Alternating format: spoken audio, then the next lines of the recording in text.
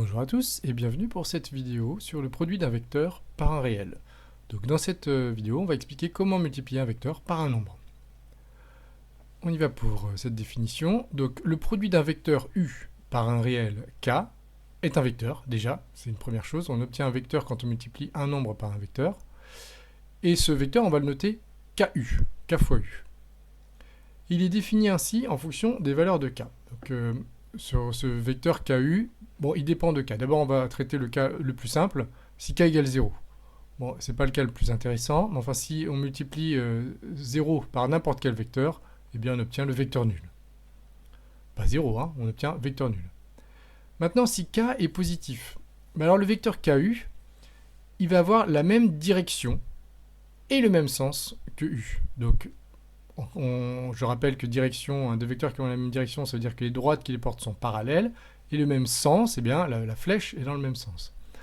Donc, même direction, même sens, mais ils ne vont pas avoir la même norme, sauf si k égale 1. Mais en général, ils n'ont pas la même norme. Sa norme va être égale à k fois celle de u. Autrement dit, si ici, par exemple, je considère le vecteur 2u, par exemple, eh bien, le vecteur u et le vecteur 2u, ils auront même direction, même sens, mais il y en a un qui sera 2 fois plus grand que l'autre. Et dernier cas, si le k est négatif, alors à ce moment-là, le vecteur u et le vecteur ku, ils vont avoir encore la même direction. Je rappelle qu'ils vont être parallèles. Mais comme k est négatif, ils vont être de sens contraire. Voilà. Par exemple, si j'ai moins 2u, eh bien, le vecteur u et le vecteur moins 2u, ils ont la même direction, mais pas le même sens. Par contre, au niveau de la norme, u et moins 2u, eh bien, il y en a un qui est égal à, au niveau de la norme, 2 fois l'autre. Donc, on dira que sa norme est égale à moins k fois celle de u. C'est ça qui est un tout petit peu compliqué à comprendre, parce qu'ici, k est un nombre négatif. Donc, je parlais de moins 2u, eh bien, moins k, si ça fait moins 2, c'est-à-dire plus 2, donc moins k sera égal à 2 fois celle de u. On va voir tout ça sur un exemple tout de suite, là, pour éclaircir un petit peu ce moins k. Donc, si je fais un vecteur u ici, et puis que je m'intéresse au vecteur v qui est égal à 0,5 fois u. Ici, j'ai k qui vaut 0,5, donc c'est un nombre positif. Alors mon vecteur v, je peux le représenter à partir de n'importe quel point de départ, hein. Donc le k est positif, donc ils vont avoir la même direction et le même sens, mais le vecteur v va être 2 fois plus petit, puisque 0,5 c'est 1,5, donc il va faire 0,5 fois la longueur de u. Donc si je le trace, voilà ici mon vecteur v. Même direction, même sens, par contre il est 2 fois plus petit. Voilà, je rappelle, 0,5 c'est 1,5, 2 fois plus petit.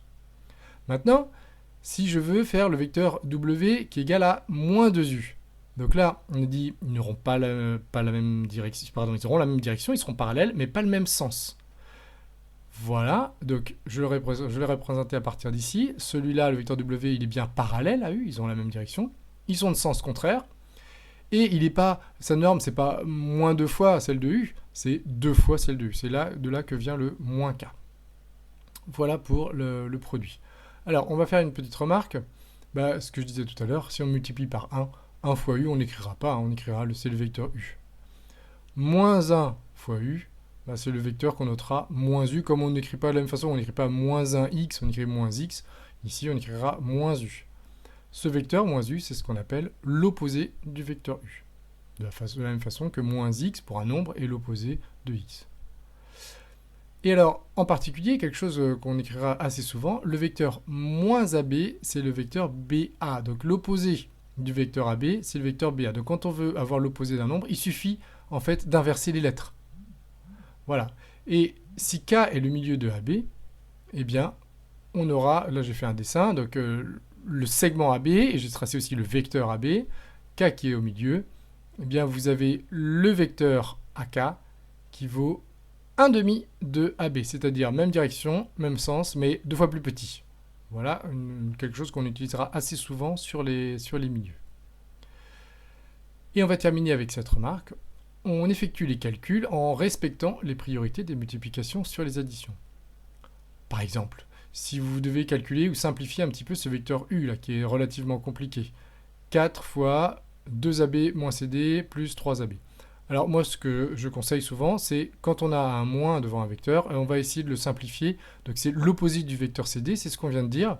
On peut transformer ce moins en plus en utilisant l'opposé, c'est-à-dire on va inverser les lettres. Donc le moins qu'il a, moins CD, c'est la même chose que plus DC. Ça, ce sera très pratique, il faudra le faire assez souvent. Et maintenant, qu'est-ce qu'on fait? On va développer comme si c'était des nombres. Hein. On va faire 4 fois 2AB et puis 4 fois DC. Donc 4 fois 2AB, ça me fait 8AB, plus 4DC, plus 3AB. Et de la même façon qu'avec les nombres, ici, je vais pouvoir additionner mon 8AB avec 3AB.